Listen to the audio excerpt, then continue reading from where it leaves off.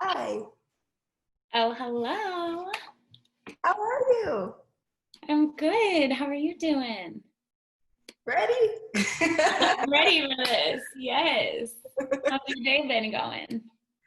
It's been really chill because so I work in education and we just had our last day of work yesterday, like for Okay.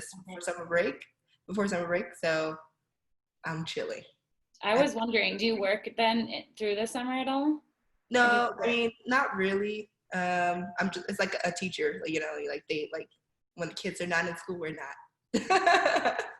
So we're looking forward to some training. We have some summer pre-work that we're doing that me and the DEI committee, the Diversity, Equity and Inclusion Committee, have set up for a lot of the teachers to do.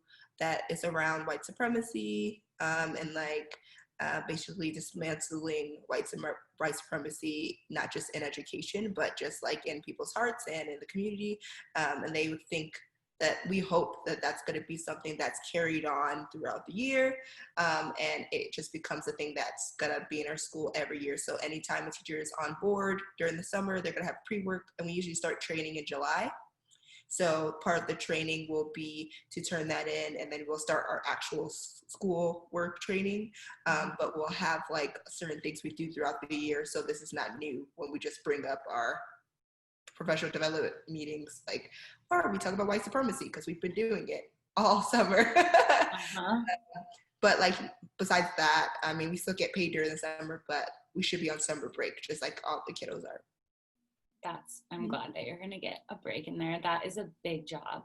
I was in education for the last 10 years as a Spanish teacher and then a little bit of administration. And I feel like so much of it was any kind of the diversity training was like breakout session stuff. And one of the more recent ones I went to was how that can be embedded through the curriculum and bring like way more awareness to it, not just around Black History Month or not just around educating students on, when it comes to historical around slavery or whatnot, but really embedding that in the whole curriculum. Is that kind of what you guys are working on? Yeah, literally, we I this was my second going into my second year at the school. We had none of that. I don't think we even had a breakout session about race. I I can't recall. So if I can't recall, we might have, but if I can't recall, then that says a lot. So I just remember I showed up and we did a bunch of training. I didn't have anything to do with the summer, and then we trained for like 8 hours, go home, 8 hours, go home, and then we had like a retreat that we did, and I actually experienced some microaggressions at the retreat, not by any of my coworkers specifically. Well, yeah, not by any of my coworkers. I got the usual microaggression, like people thought that I was like another Black girl there by my coworkers, but it's okay. They were like calling me the wrong name, but we already talked about that. But at the actual, it was at a YMCA camp in the mountains, and me and another one of my Black coworkers got mistaken for an employee, and when we told them we don't work here, they were just like, "Oh, you guys just all look like you work here." I'm like, okay. And so then when we went to go check out, the lady at the checkout was just being very rude to my friend. I asked her, "Why are you being so rude?" She was like, "I don't understand what you're talking about, ma'am." I was like, "You're just being very rude. You didn't even give her a bag. Like, we're paying like everyone else here." It was weird. And so we didn't really have any affinity spaces at our school of color that I can't recall. But we would do things at our school where we talked about white supremacy. It oftentimes got lost, and what I've been told in the past, it also got lost in the past with just focusing on regular education stuff. So I'm really proud of my school of taking proactive steps to actually see this through. And so we have summer pre-work for it, and we have active plans not only for the teachers there throughout the year with the affinity spaces, as well as actual built into our professional development times, but also we have been working to actually get history in our school because we don't teach social studies or history in our school. We've been advocating for that, advocating to not purchase things from Amazon. We get a lot of our purchases from Amazon, but recently Amazon has not been in support of the Black community, or a lot of the resources that we get there are I think specifically what I heard is they use their workers in an improper way. And so we're trying not to support organizations that don't support their workers in the right way. So they've been really taking a lot of proactive steps. And we've been trying to do that. So it's new, but yeah. That's like, you guys are the front runners in that, the way you're going about that though. That's amazing. We are definitely not the front runners. I mean, I wouldn't say we are. I think we're just trying our best. But I'm really impressed, and I'm really excited for the new year. So. Yes, I'm excited to hear how that all goes. Mm-hmm. And thanks just for talking today. I've been really just encouraged by seeing so much of our country come together and trying to amplify voices of Black leaders, especially women. And I just want you to know, I think of you as a leader in our community, and yeah, you're a powerful influencer. So I'm excited to chat today. For those who have never met you or who might be watching later, or no, but I'd love to just hear a little bit about who you are, and you mentioned what you do and what else you're involved in the city and whatnot too. Yeah, and I guess I would define myself first as a woman of God. I'm a Christian, I'm a believer. And I don't want people to tune out when I say this, because I also understand how Christianity has played in the Black community, going back to slavery. And I know that how it continues to be played and how it's been used as a tool to keep us disfranchised. But yeah, I am a believer in God, and I'll talk more about why that's a huge statement to me, but it's literally how I've had hope throughout this time and why I'm able to keep going. But I am a woman of God first. I'm a Black woman second. I think the complexity of me being a Black woman is very different than, I guess, the average just Black American person. I would consider myself Black American because I was born in the United States. I also identify as African American because I think I represent that term fully in the fact that my parents are Liberian refugees during the first Civil War that happened in Liberia. My family escaped that war and then moved to Chicago and had me. So that's a huge part of my story, and that's a huge part of makes me who I am. And I'm very proud of my family and the culture that we share with that. And so I'm just really proud to be a daughter of immigrants or refugees. Yeah, and I just would just find myself as just a lover of God. Obviously, I said before, people, dance, any type of movement is important to me. It's healing for me.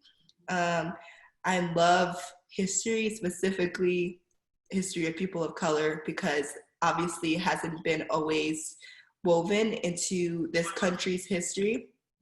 And so it's just the most amazing thing to hear. I'm also really, really, really passionate about poetry, specifically people of color that write poetry, because it has so much pain and power and love in it. So I love reading and listening to spoken word. I love food, laughter, and love. And so like I said before, my job is at elementary school, specifically Rocky Mountain Prep, Fletcher Elementary School in Aurora, Colorado. And I'm entering my second year in a new position as a behavior interventionist at the school. And I also act as a DI on the DI committee, and I'll be co-leading with one of the assistant principals there. And yeah, I also do Young Life. I sound like I'm like having a list of things, but I also do Young Life, which is a faith-based nonprofit where we straight up just hang out with teenagers. It sounds weird. I'm 25.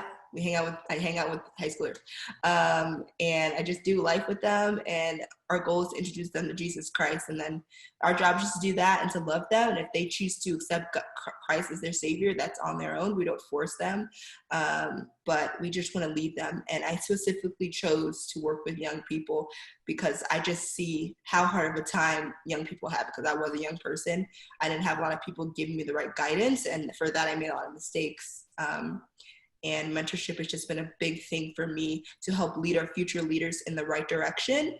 And it just, Young Life happens to be something I also believe in that aligns with my faith, which is Christianity. So it's been an amazing experience. And yeah, some of my best friends are kids. So. What area are you in? I am in the Denver metro area. I specifically eat at South High School. Oh, nice. Is that with Jonelle? Yeah, John L. Moody. Cool. Yeah. I was just serving on D Rose's committee for Young Life, for college. Yeah. I'm new to it all, so I'll still be around for a little bit. Yeah. Oh, that's so cool. I hope we run into each other. That'd be fun. I know. Some of the all metro area stuff. That'd be cool. Yeah. Yeah. So cool. I have been curious. I know about your Liberian roots, and it was just curious for you what that has been like to navigate both being a Liberian and being a Black American growing up in America. What's that been like for you, celebrating and navigating that? Ooh, I think I want to call it a peculiar sensation. It's not something I just made up, literally. It's from the amazing W.E.B. Du Bois, from a book, I don't know if you read it, called The Souls of Black Folk. And he is using that phrase to define a term that he also created called the double consciousness. And it's basically like he defines the Black experience. Obviously, there was a little back later and, in the past, but I still think it's true to today. He defines the Black experience as like the Negro, in the term that he used back then, and the American. And it's very profound because I think a lot of Black Americans would say that today, that they feel two nations within themselves. I feel like the Black Americans we have done an amazing job of creating a nation within a nation, creating a culture within a culture, because we never felt connected to American culture.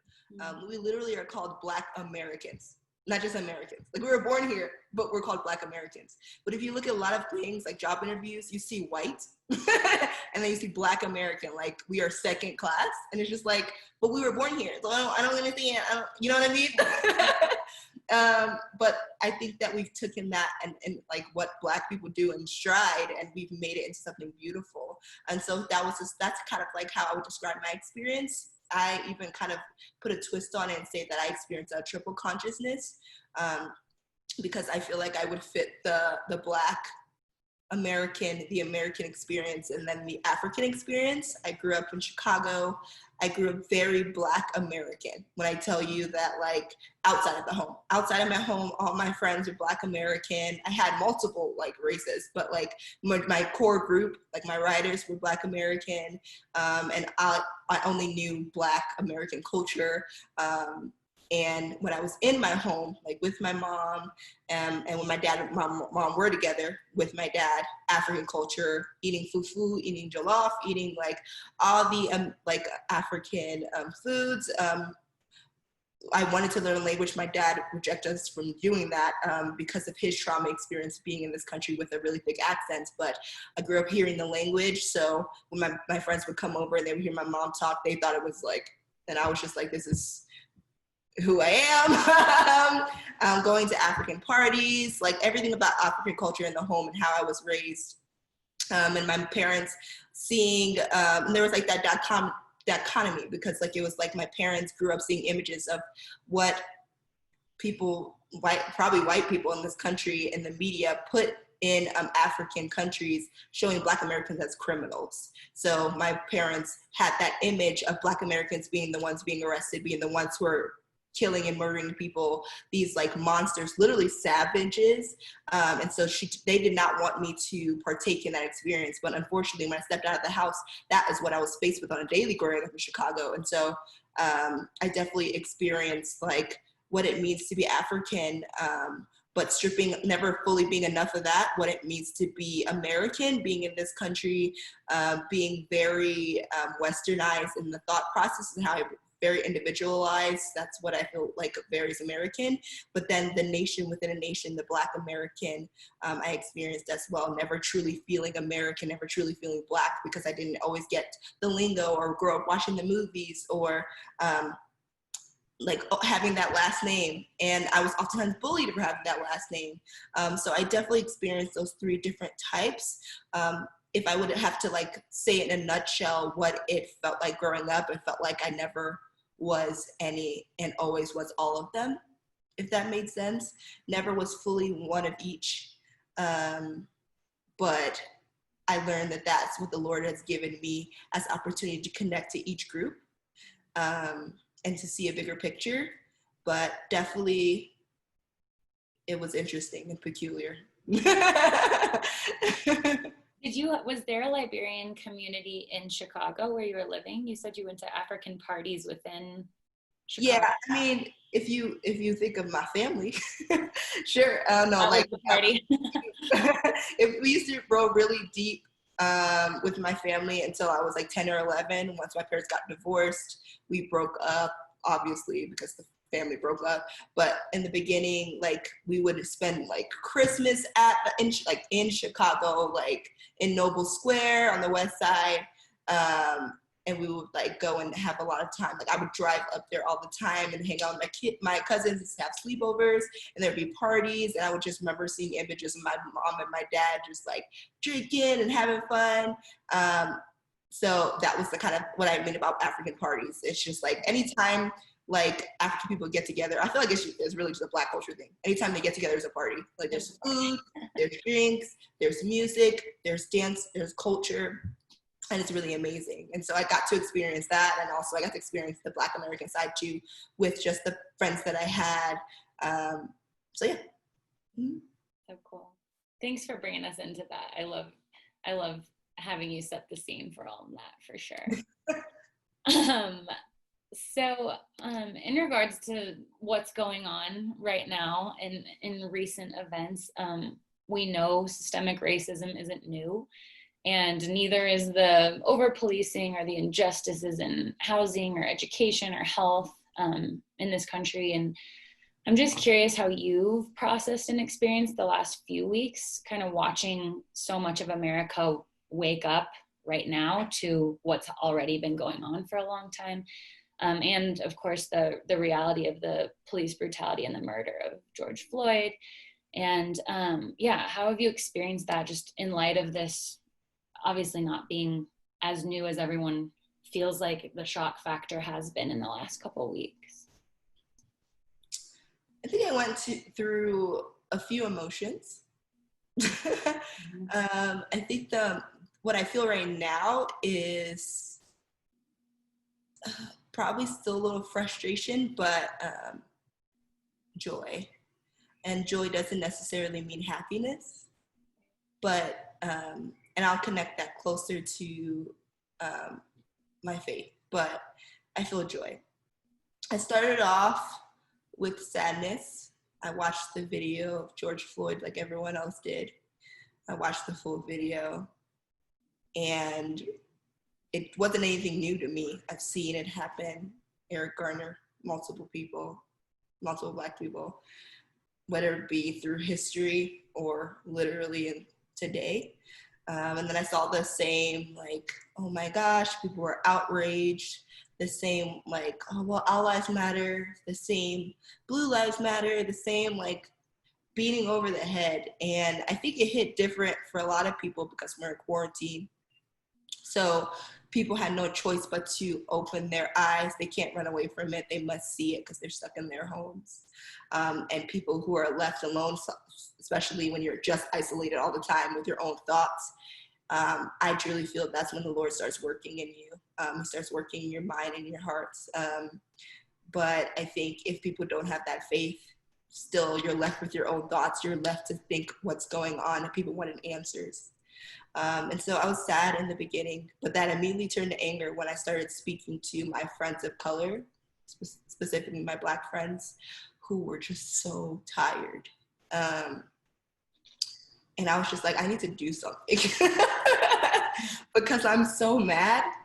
And so that's when I created the resource that had like just a list of books that I've read and also books that some of my friends have read, films that I've watched, podcasts that were recommended to me and some that I recommended as well, articles, anything that could be shared with anyone that can start their process. So there's no like, I don't even know where to begin, because I kept going like, where do I even begin? I don't know what to do. Well, here is where you start.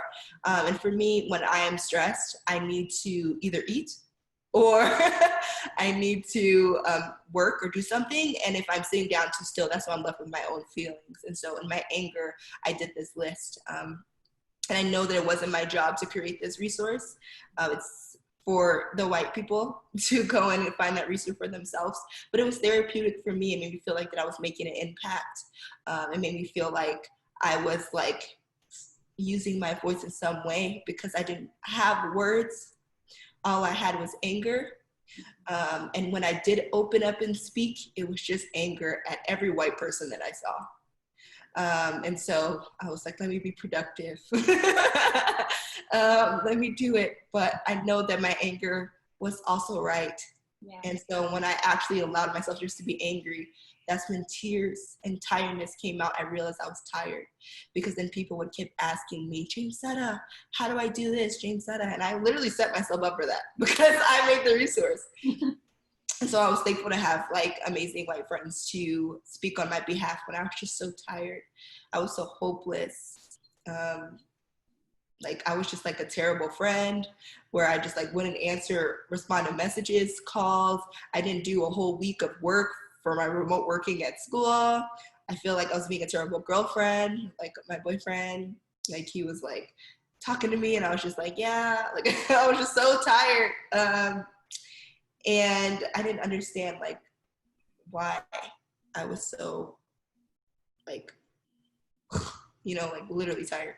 And I realized I put my hope in the wrong place. I misplaced my hope.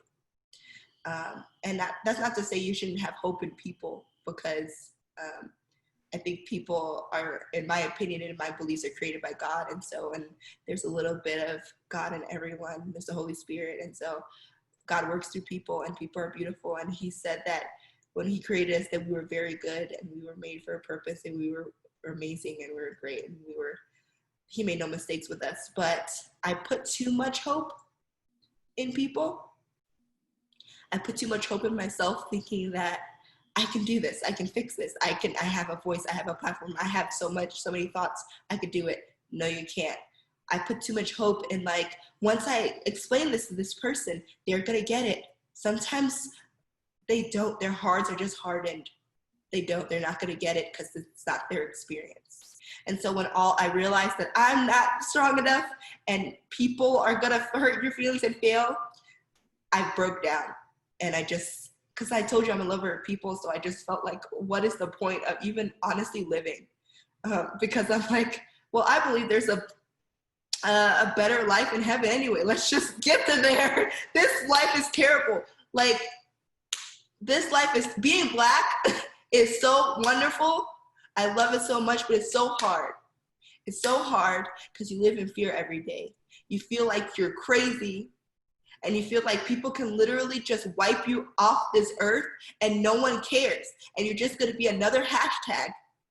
And then people will be like, let's call the legislators. Let's call the governor. Let's do all these things. And at the end of the day, you dead. Like at the end of the day, you died. Like, yes, thank you so much for giving me justice, but I'm dead. You know what I mean? Mm-hmm. That's scary. And I know that we all die. But when someone is purposely taking your life on purpose over and over and over again, it kind of feels like, what's the point? That's right, yeah. You know what I mean? And so I realized I misplaced my faith. So I had to do some deep digging, and that's where my faith comes in. Like, ooh, that's where God comes in. I was like really talking to a lot of the women in my church. I go to Embassy Church in Denver, Colorado. It's in Nicole Middle School. Shout out Pastor B, Pastor Brandon Washington, and Derek Kelsey. And I was talking to some of the women of the church. And and they prayed over me. And I literally woke up the next day feeling faith and hope again. And I talked to some of my amazing friends as well who reminded me where my hope should be. And I just kept getting beat over the head. You know when like you keep getting beat over your head with the same thing, like it just keeps coming out of nowhere? Like, so I kept saying this serenity prayer that basically talks about like, Lord, help me to let go of things I can't control. And for things I can control, let me know that and let me know the difference between the two. I thought I can control this world. I thought that I can control systematic oppression. I thought that I can control racism. I thought I can control people. Cannot! But I can control how I choose to live my life for the rest of life, how I choose to find joy, how I choose to find my hope. And that's what the Lord, he showed me the difference. And so my hope is in God. My hope is that, you know, he created this world. If you just look around and you see like the mountains and you see the trees and you see the world, like all of that is not just a coincidence, like how things work. It's not a coincidence that we're having this conversation. It's not a coincidence that I live in Denver, Colorado, and that I met the people that I have in my life. It's not a coincidence for anything. It's not a coincidence that my parents came from a village of nothing where they had nothing and they end up being here. My dad has like 2 master's degree and law degree, and he's working in Sierra Leone. And my mom is an amazing, amazing mother who is a CNA and is taking care of people. And my sister is an amazing woman who retired from the Air Force and now works for Homeland Security. And it's not a coincidence that I'm sitting here as a daughter of refugees who had nothing, to now have my master's degree in education and now can use their story to help educate others. It's not a coincidence that my hope was put in the wrong place. It needs to be in God, the God who does that. And so once I started doing that, I'm not happy yet because I still, anyone who knows me, they know that I'm a fighter for justice, and I know Jesus is too. And I don't see justice, but I have joy. And that's how I've been processing. And I just want to add this one quote that, just like the serenity prayer, keeps coming up. It's in James 1:3, which is a verse in the Bible. And it says, "Consider it pure joy, my brothers and sisters, whenever you face trials of many kinds, because you know that the testing of your faith produces perseverance." I think that my faith was tested pretty heavy. Like I almost lost it these past weeks. But it's literally made me stronger. It created perseverance. I think that Black people, I'm just going to speak for Black people, because I'm a Black person, have been through years and years and years, hundreds of years of trials. But man, have we persevered. And so that's why I have joy. Yeah. And that's where I'm at. Yes. That is so beautifully resilient. Thank you for sharing this, like the nitty gritty of it too. Like that's so real, and dang, yeah. Mm-hmm. And yeah, I forgot to mention that you just got your master's. You slipped that in there real nicely, and I was like, guys, we're celebrating big time. That's amazing. Yes. In education and human development, is that right? Yes. Just a couple more here. Well, actually, one of them you talked about. I was going to ask you what you were, in regards to that Facebook post, the person asked about equitable education, and I loved hearing what you're doing. So we already chatted through that one.